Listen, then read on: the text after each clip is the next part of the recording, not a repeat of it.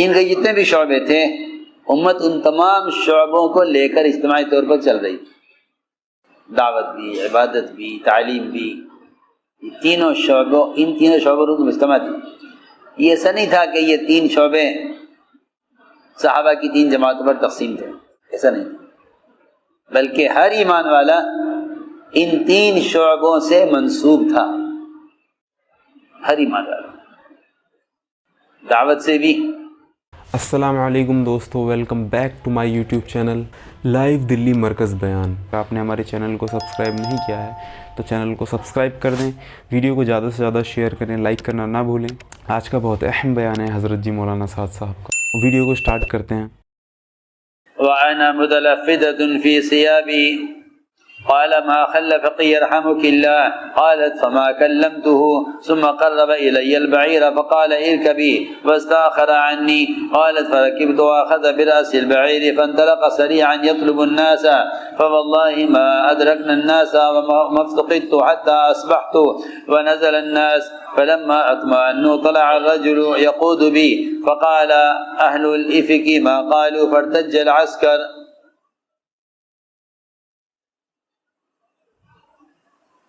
میرے محترم دوستو، بزرگ عزیزو، اس کام کو سمجھنے کے لیے اور اس راستے کے خروج اور اس کے مقاصد کو جاننے کے لیے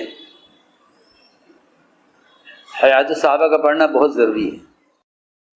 شیخ الحدیث و شیخ المحدثین حضرت مولانا محمد یونس صاحب رحمۃ اللہ علیہ جونپوری یہ فرمایا کرتے تھے، میں نے اللہ کی توفیق سے بے شمار تصانیف کا اور احادیث کی اور تاریخ کی کتابوں کا مطالعہ کیا، مگر میں کسی کتاب سے اتنا متاثر نہیں ہوا جتنا صاحب سے متاثر۔ ایک محدث کا یہ کہنا، یہ میں کہتا ہوں کہ یہ ایک مہر ہے اس بات پر کہ اس کتاب کا کوئی بدل نہیں۔ واقعات کا نہیں ہوتے، اصل واقعات نہیں ہوتے، اصل واقعات سے استنباط اور اس استنباط پر عنوانات کا قائم کرنا، یہ اللہ تعالیٰ کی طرف سے وحبی چیز ہوتی ہے، کسبی نہیں ہوتی۔ اللہ تعالیٰ اپنے بندوں پر ان واقعات سے جو مقاصد کھولتے ہیں وہ عام لوگوں پر نہیں کھلتے، اور ان کے نہ کھلنے کی وجہ ہی ہوتی ہے نے چن چن کر، اور واقعی اللہ تعالیٰ کی طرف سے ایک موافقت اور ایک کیا کہنا چاہیے، ایک عطیہ تھا اللہ کی طرف سے کہ اس کتاب اور اس کام کے ذریعے سے امت کو لوٹا کر وہاں لے جانا تھا جہاں امت دین کو قائم کرنے پر مجتمع تھی، پر امت بکھر گئی، پر امت بکھر گئی۔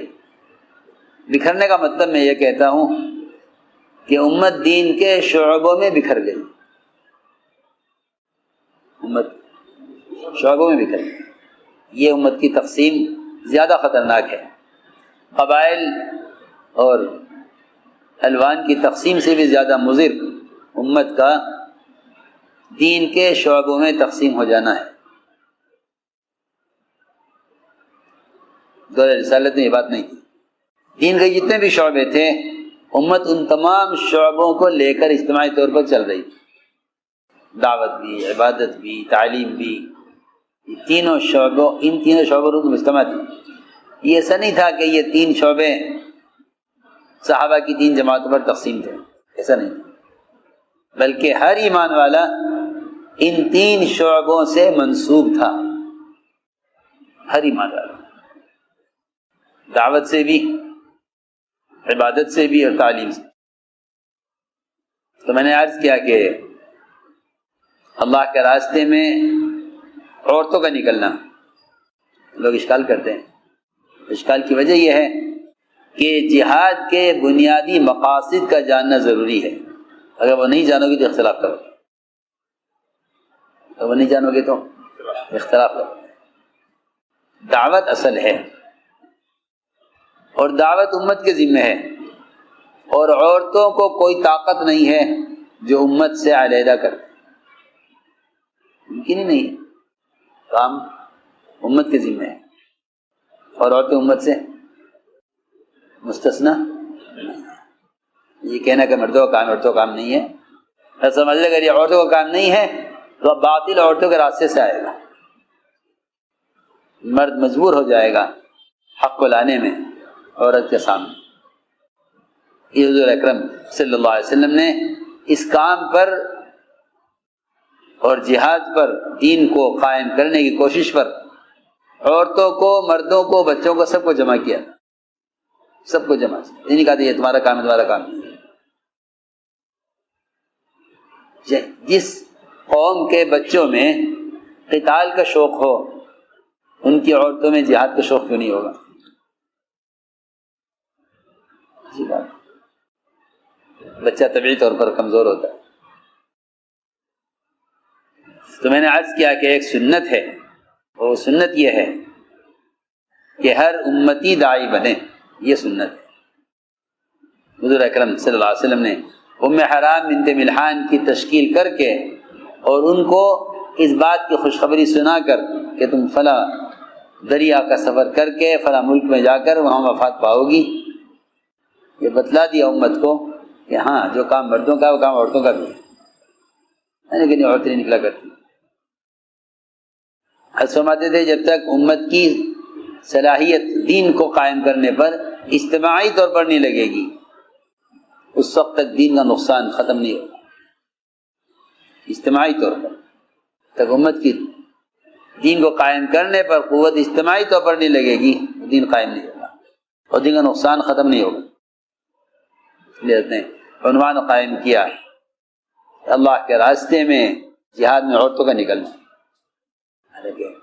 جب جہاد میں نکلنا ہے ثابت، تو پھر دعوت کے لیے نکلنا تو اس سے کہیں زیادہ ضروری اور اس سے کہیں زیادہ عمومی ہوگا، زیادہ عام ہوگا، کیونکہ دعوت قتال سے زیادہ عام ہے، دعوت قتال سے زیادہ عام ہے، دعوت قتال سے زیادہ عام ہے۔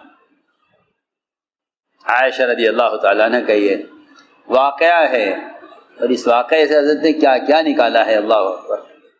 اس طرح ہم ان واقعات سے دقیق مسائل نکالتے ہیں، ایسے ان واقعات سے دعوت کے اصول بھی نکالے جاتے ہیں۔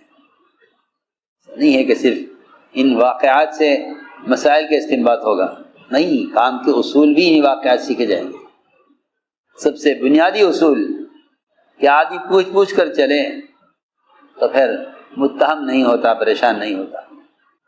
لیکن اللہ تعالیٰ کی اس میں کیا حکمت تھی، اللہ کی اس میں کیا حکمت تھی، اللہ تعالیٰ کو اس کے ذریعے سے تیمم کے مسائل اور خروج میں اور سفر میں پانی نہ ملنے پر نماز کیسے ادا کی جائے اس کے مسائل بھی سکھلانے تھے۔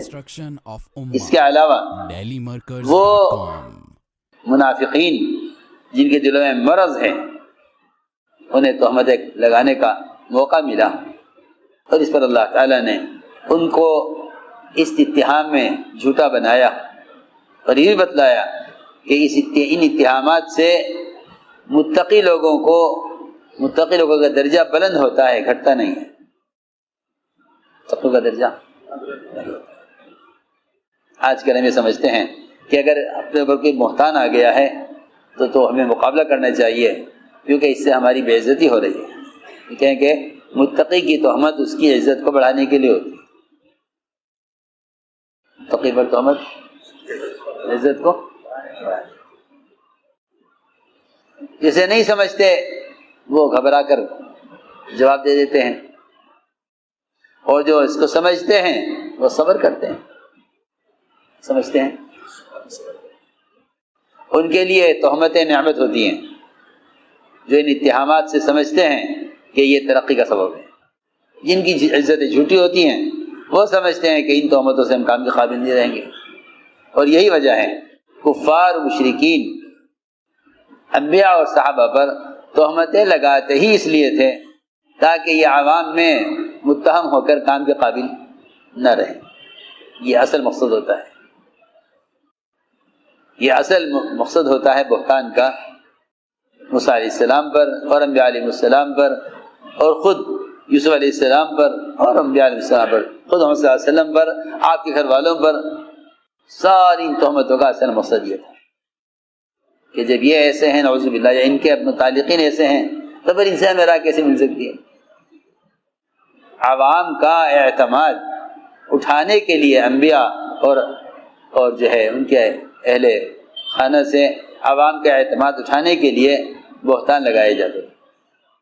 اللہ رب العزت، اللہ اکبر، ان کی عزتوں کو بڑھانے کے لیے اللہ تعالیٰ تہمت لگانے والوں کو جھوٹا کر کے دکھلایا۔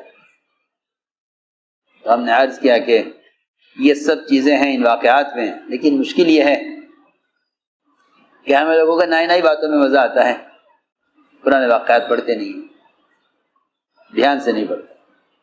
چنانچہ میرے دوستوں عزیزوں، عورتوں کا اللہ کے راستے میں نکلنا، کیونکہ اصل نکلنے کا مقصد دعوت اور تعلیم ہے، اصل نکلنے کا مقصد دعوت اور تعلیم۔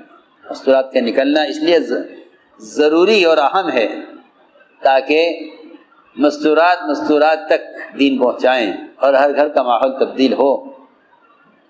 اس لیے کہ میں صاف سے بحث کرتا ہوں کہ جتنے کتابیں، رسائل، اخبارات، مجلات اور مختلف آلات، ان میں سے کوئی شکل بھی اللہ نے تذکیر کا سبب کسی کو بنایا نہیں ہے سوائے انسان۔ اگر کوئی آدمی انسان سے ہٹ کر تذکیر کے لیے کسی کو ذریعہ سمجھتا ہے تو وہ اللہ تعالیٰ کے ضابطے کے خلاف سوچتا ہے۔ اللہ نے اس کے علاوہ کسی مخلوق کو تذکیر کا ذریعہ نہیں بنایا، انسان کے علاوہ تذکیر کا کوئی ذریعہ نہیں۔ سارے ذرائع مروجہ مؤثر نہیں ہیں، اس لیے کہ تذکیر صرف انسان کا فعل ہے۔ اگر کوئی شخص یہ کہتا ہے کہ میری ذمہ داری ادا ہو گئی ہے تو قرآن کہتا ہے ذمہ داری ادا نہیں ہوتی۔ آپ خود جا کے دعوت نہیں دیں گے، ذمہ داری ادا نہیں ہوگی۔ چنانچہ عنوان قائم کیا ہے اللہ کے راستے میں عورتوں کا جہاد فی سبیل اللہ کے لیے عورتوں کا نکلنا، اس لیے کہ قتال سے صرف قتال مقصود نہیں ہے، قتال سے صرف قتال مقصود نہیں ہے، اعلاء کلمۃ اللہ مقصود ہے۔ امام صاحب نے تو میدان قتال میں دعوت کو مستحب قرار دیا ہے، باقی ائمہ کے مقابلے کے درمیان امام صاحب کا مذہب یہ ہے کہ میدان قتال میں دعوت دینا، دعوت واجبہ کے ادا ہونے کے باوجود میدان قتال میں دعوت دینا مستحب ہے۔ چنانچہ حضرت دونوں عنوان قائم کیے ہیں کہ عورتوں کا نکلنا بھی نہ نکلنا بھی، اسے بھی لوگ تعجب کرتے ہیں، پوچھتے بھی ہیں کہ بھئی یہ ایک ہی کتاب کے اندر دو متضاد باب کیوں ہیں، ایک کتاب دو متضاد باب کیوں ہیں، نکلنا بھی نہ نکلنا بھی، دونوں باب قائم کیے۔ اس کی وجہ یہ ہے کہ نکلنے کی جو شرائط ہیں ان شرائط کا لحاظ کیا جائے، شرائط پوری نہ ہوتی ہوں نہ نکلا جائے، شرائط پوری کی جائے، یعنی کہ سب نکلیں چاہے شرائط پوری نہ ہو، نکلیں شرائط پوری کریں، شرائط پوری نہ ہو تو نہ نکلیں، یہ مطلب ہے۔ تو دونوں عنوان قائم کیے ہیں، نکلنے کے بھی نہ نکلنے کے بھی، اس لیے کوئی تضاد نہیں ہے، جہاں شرائط پوری ہو وہاں نکلنا ضروری، شرائط پوری نہ ہو نا تو نکلنا نہیں چاہیے۔ ایک صحابی کا نام لکھا گیا اللہ کے راستے میں نکلنے میں، انہوں نے عرض کیا کہ جی میری بیوی حج کا ارادہ کر چکی ہے، مجھے اسے حج کرانا ہے۔ فرمایا جاؤ اس کے ساتھ حج کرو، تو جہاں نکلنے کی شرائط پوری ہوں گی وہاں نکلنا بھی جائے گا، یعنی کہ شرائط پوری نہیں ہوں گی کہ وہاں نکلنا نہیں ہوگا۔ چنانچہ فرماتی ہیں عائشہ رضی اللہ تعالی عنہا، اس قصے میں بہت سارے اصول ہیں۔ پہلی بات تو یہی ہے کہ ہاں جہاں بھی جاؤ پوچھ کر جاؤ، بتلا کر جاؤ۔ دوسری بات یہ ہے کہ جو آدمی اپنی ذات کے اعتبار سے اللہ سے ڈرتا ہے اور محتاط رہتا ہے اس کو تہمتوں سے ڈرنا نہیں چاہیے۔ حضرت عائشہ فرماتی مجھے یقین تھا کہ اللہ تعالیٰ میرے بارے میں ضرور کوئی آیت نازل کریں، میری برات ظاہر نازل ہو کر رہے. حالات سے متاثر تو تھی لیکن مایوس نہیں تھی. اللہ تعالیٰ نے آیتیں نازل فرمائی حضرت عائشہ کی برات میں. حضرت عائشہ اس پر فخر کیا کرتی تھی کہ میرے بارے میں قیامت تک کے واسطے برات کی آیتیں اللہ نے تلاوت لازم کر دی کہ لوگ تلاوت کرتے لوگ. اور اس پر سارے ایمان والوں کو دھمکی دے دی ہے اللہ نے. سارے ایمان والوں کو دھمکی دے دی. میں آپ سے بہت اہم بات عرض کر رہا ہوں. سارے ایمان والوں کو دھمکی دے دی ہے اللہ تعالیٰ نے. ان الذين يحبون ان تشيع الفاحشة في الذين آمنوا لهم عذاب أليم في الدنيا والآخرة.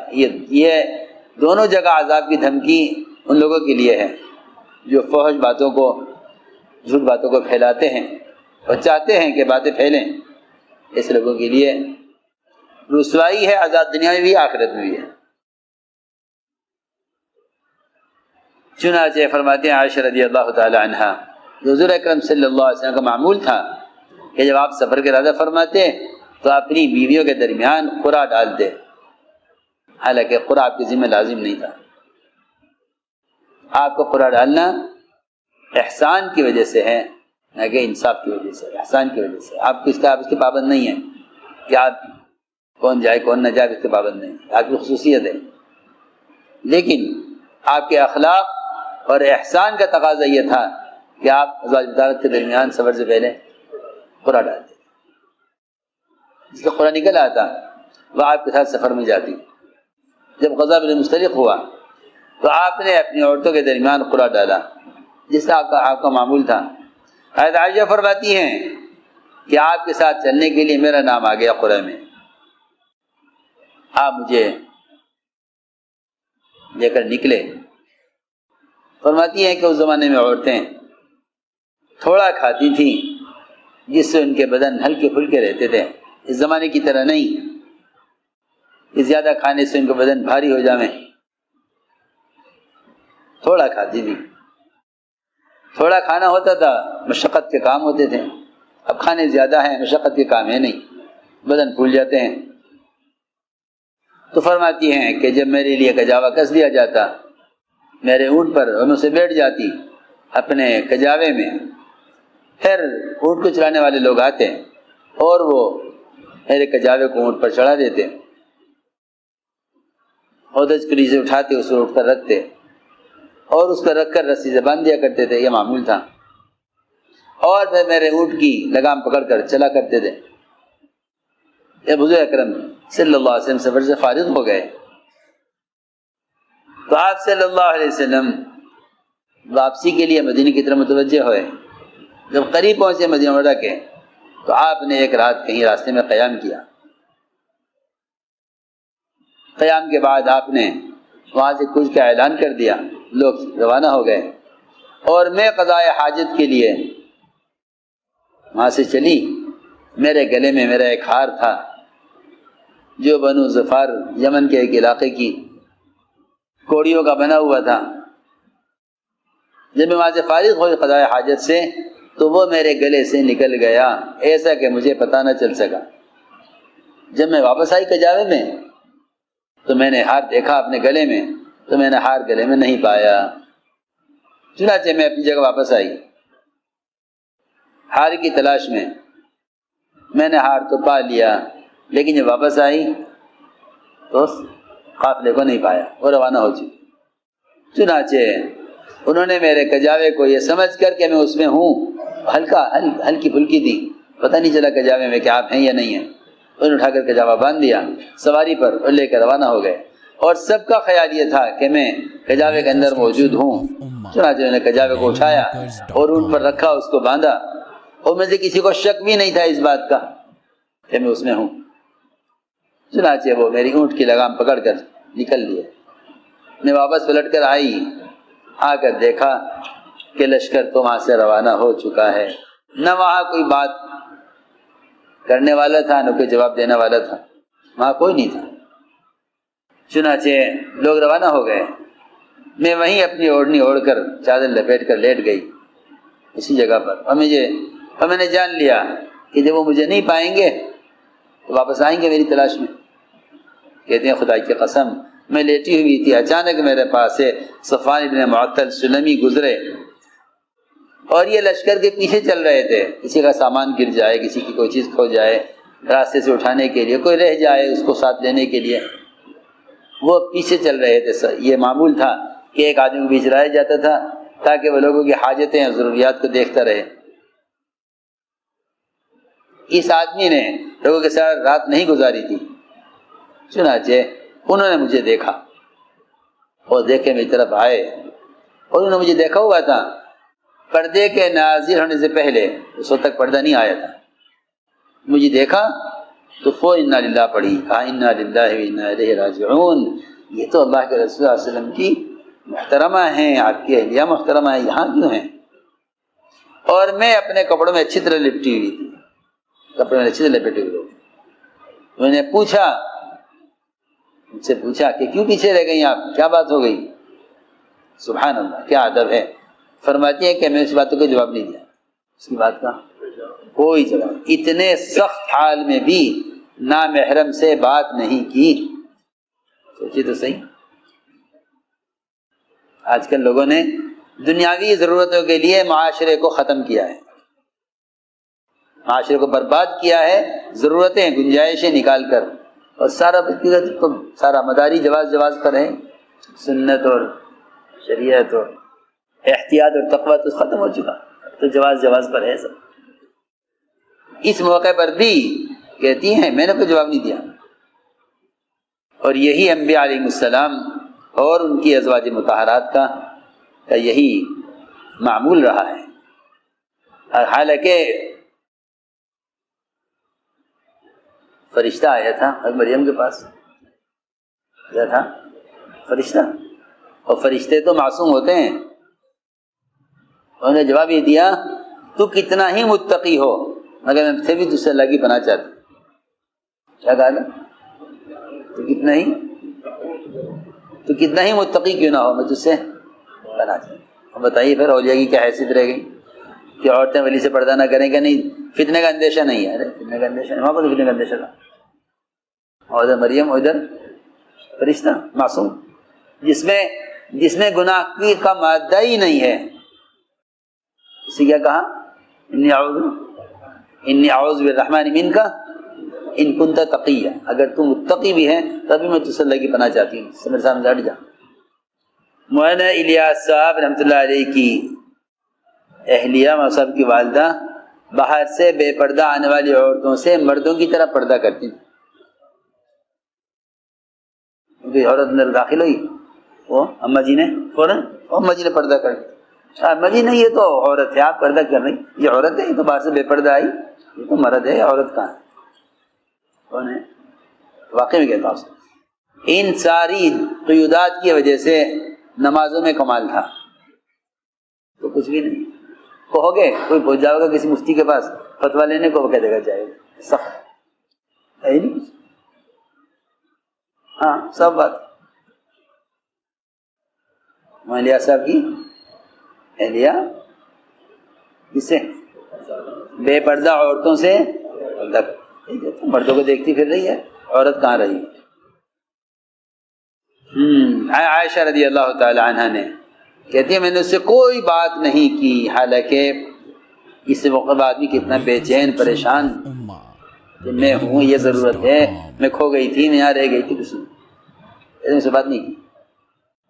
انہوں نے میری طرف اونٹ بڑھایا اور دور سے آواز دے کر کہا سوار ہو جائیے، اور کہہ کر دور چلے گئے مجھ سے، صفوان ابن معطل دور چلے گئے مجھ سے، جناب میں سوار ہو گئی، انہوں نے میرے اونٹ کے نکے پکڑ کر چلے اور تیز چلے لوگوں کی تلاش میں۔ کہتے خدا کی قسم ہم لوگوں تک نہیں پہنچ سکے، اور میں بھی ان کو نہ ملی، یہاں تک کہ صبح ہو گئی۔ لوگوں نے جگہ جا کر قیام کیا۔ جب لوگ اطمینان سے وہاں اتر گئے تو وہ میری اونٹ کی نکیل پکڑ کے وہاں پہنچے۔ پھر اس کے بعد تہمتیں لگانے والوں کو موقع ملا، انہوں نے کیا تہمتیں لگائیں؟